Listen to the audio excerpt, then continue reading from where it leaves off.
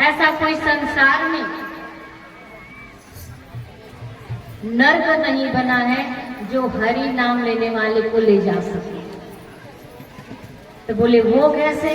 तो बोले वो ऐसे कि एक अजामिल नाम का ब्राह्मण था, लेकिन ये अपने सदाचार को भूल चुके थे।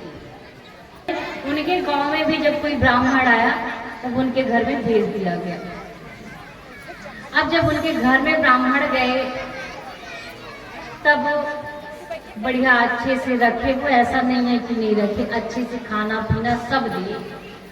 अंत में जब ब्राह्मण जाने लगे तब बोले, हे अजामिल, तुम कुछ मत करना, आपका जो पुत्र होने वाला है बस उनका नाम नारायण है, आपका कल्याण ऐसे ही हो जाए।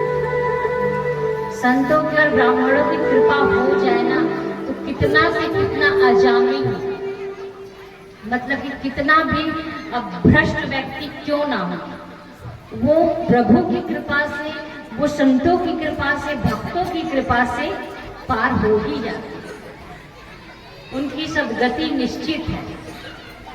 ब्राह्मण लोग जानबूझ के नारायण नाम रखने के लिए बोले थे, क्योंकि ये उस परमात्मा का ध्यान तो कर नहीं सकता जो असली में नारायण है।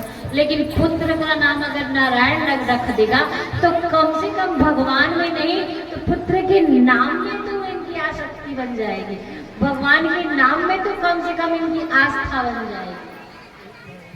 दिन भर कहते रहता पुत्र नारायण कहाँ है, पुत्र नारायण ने भोजन किया कि नहीं किया, पुत्र नारायण सोया कि नहीं सोया, पुत्र नारायण खेलने गया है तो वापस आया है कि नहीं आया है। नारायण नारायण नारायण। वैकुंठ वाले नारायण कहने लगे कि आज तक तो किसी ने मेरा इतना ध्यान नहीं दिया जितना आज ये दे रहा है। कहता है ये खाया है कि नहीं, हर वक्त जितने बार नारायण बोलते नारायण को लगता मुझे ही पुकार रहा है, इतना तो कोई मेरा चिंता किया ही नहीं आज तक। तब कहते भगवान का नाम चाहे संकेत से, सांकेत्यम पारिहास्यम, आप चाहे सांकेतिक रूप से भगवान का नाम लो, चाहे आप हास परिहास दीजिए। इसी बात को तुलसीदास जी भी कह रहे हैं, भाव कुभाव अनक आलस, नाम जपत मंगल दीश दर्शन। भाव को भाव अनक आलसनु, नाम जपत मंगल दीश। भाव से कुभाव से, मतलब कि आपकी इच्छा है तो भी, नहीं है तो भी, भाव से कुभाव से, आलस्यता से, जैसे भी हो, आप यदि भगवान का नाम जप कर रहे हैं तो आपको मंगल ही मंगल देंगे भगवान, आपके साथ मंगल ही मंगल होगा। जब मृत अवस्था में अजामिल जाने लगे तब उनके बुरे कर्मों के वजह से यम की दूत उनको लेने लगे। जब यम के दूत लेने आते हैं तब होता यह है, भगवान विष्णु अपने पार्षद भेजते थे,